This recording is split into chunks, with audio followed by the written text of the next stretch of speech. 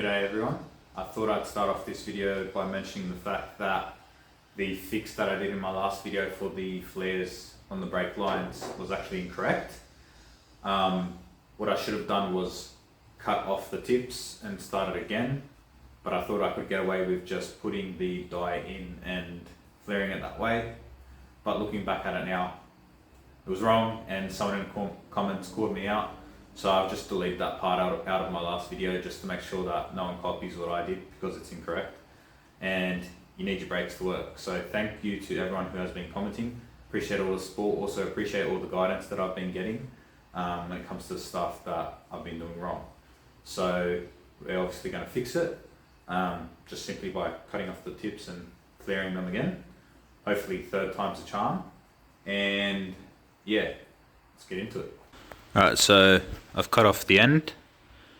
I've put my die in first and I'm about to flare it out. So now I've taken the die out and now we're just going to flare it with the flaring tool without the die, and that should be it. So there we go.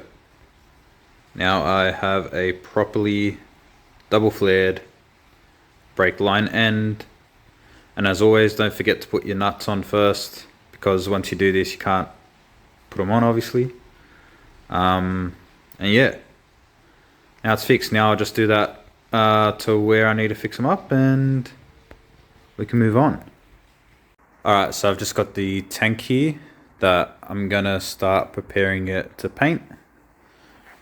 Probably doesn't need painted, but you know, may as well do it just cause don't want to have to pull it apart for as long as I'm alive, so may as well just do it properly. The inside was very good, very clean. My dad told me that this had been replaced in the past, so that sort of makes sense. And there was this like rubber pad stuff on it that I might just go to Bunnings and get a piece of rubber that I can just stick on and replace that there. But yeah, I'm just going to clean it up, paint it black. I'm also going to clean up and paint the straps to mount the tank.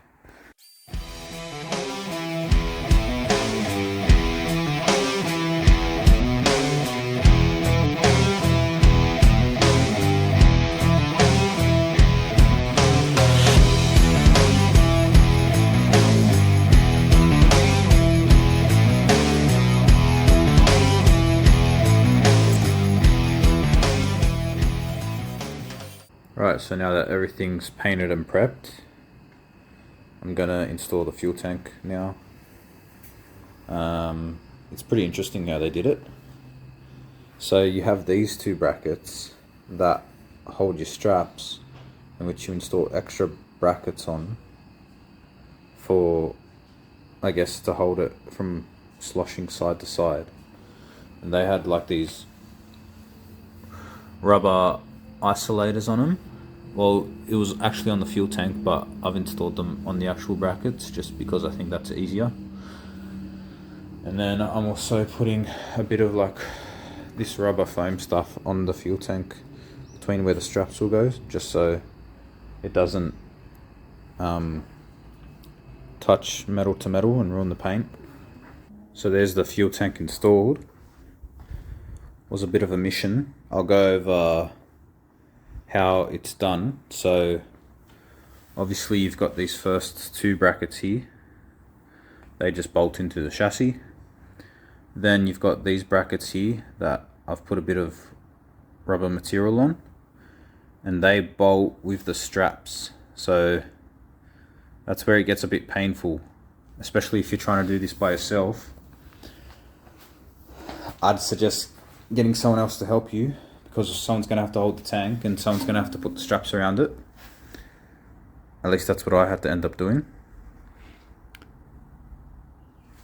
And then on this side, it's interesting how they did it from factory, because you've got a single bolt. Oh, the sun is torturing. You've got a single bolt, which this strap goes under.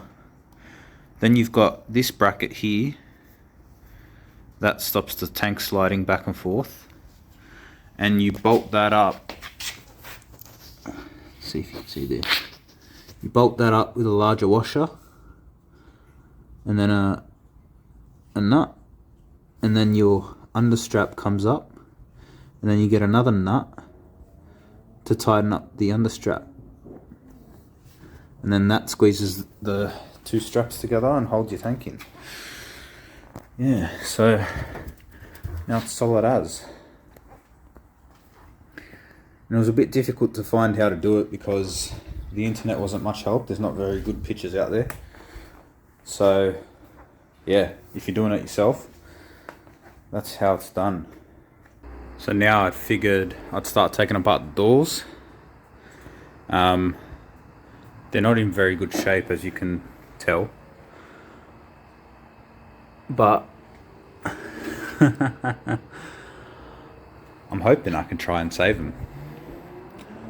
So yeah, going to take them apart, going to look into any patch panels that I can buy. I know you can buy the bottom of them. Like this skin I could probably try and make out of sheet metal. But yeah, you can tell they're not in the best shape, that's for sure.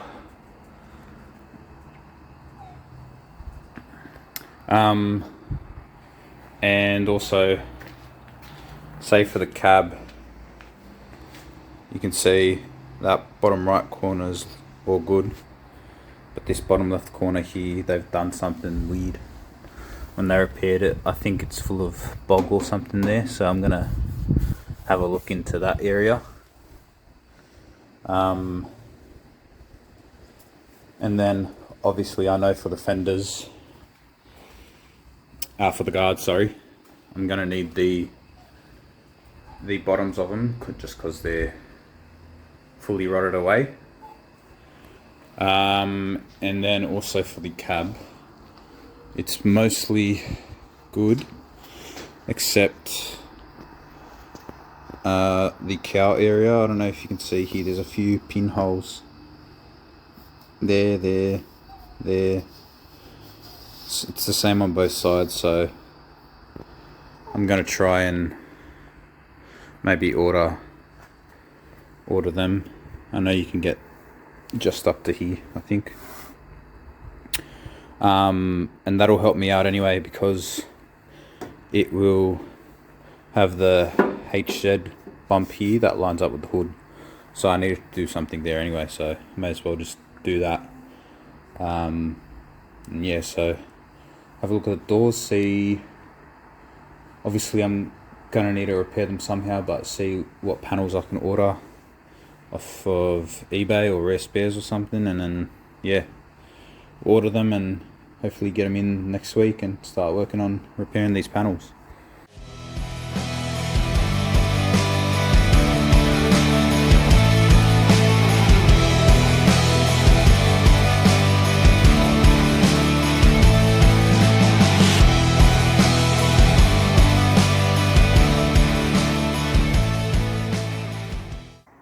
So yeah, I've just stripped the first door and it's not looking too good. If it wasn't obvious before, it's very obvious now. That to repair this, there's going to be a lot of work. So I'll have to have a think about what I do. This is pretty bad up here. All of this. Down this side. And then yeah, so yeah, I'll have to see sort of price to effort, maybe getting another door, trying to do it myself. Might just give it a go anyway. But yeah, I'll take apart the passenger side door now, and I'll show you guys how I took everything out, because this first one was a bit of a experiment because I didn't really know what I was doing, but I think I figured out a pretty good way of taking the glass out and the mechanism, so I'll show you guys how I do that. Right, so first thing first, we're going to take off the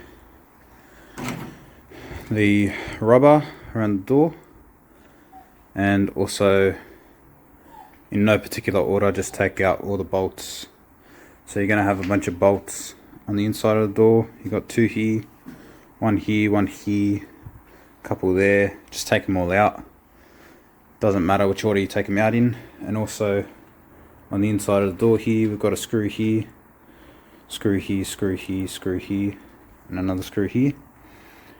And that should be basically all the bolts and screws. So you want to do that first.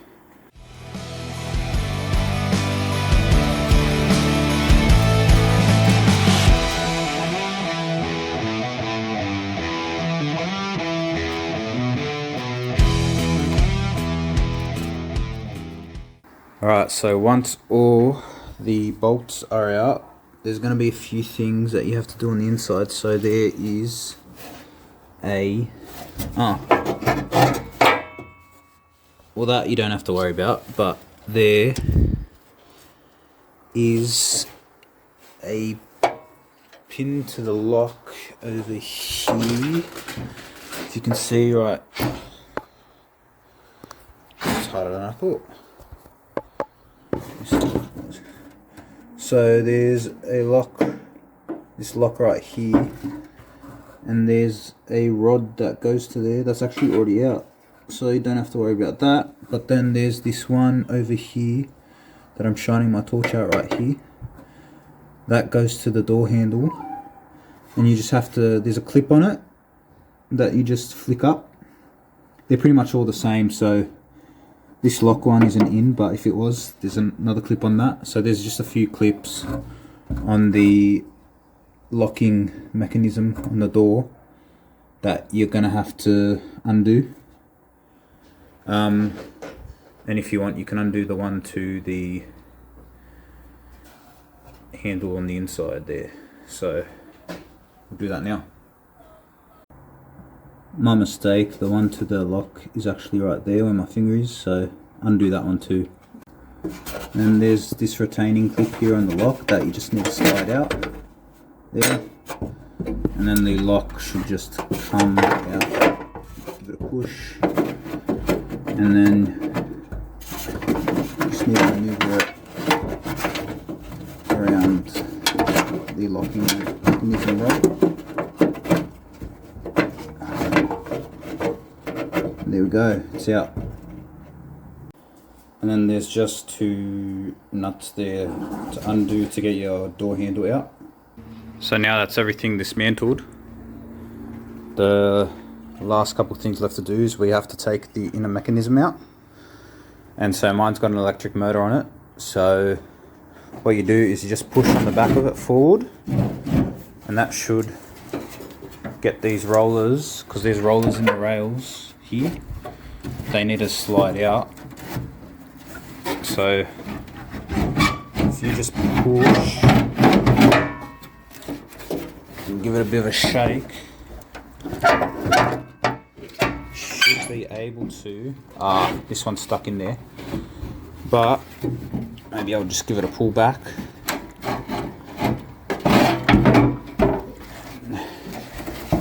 Let's see, where are we? No, I don't want that glass to fall. So you can just push our glass in a bit, and then grab our mechanism here, pull it back. We're stuck in there, hold on.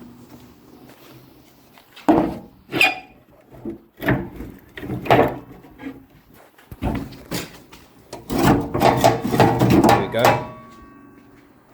So you just got to jimmy it out of the channels and then pull it all out.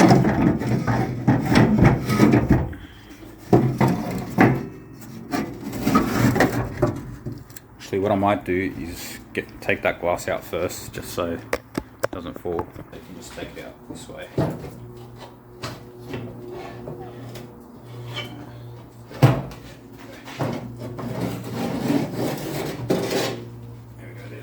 Out.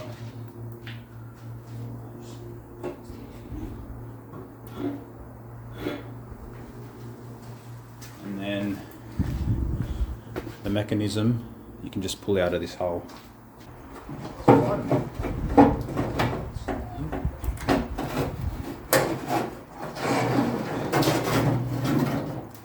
There we go.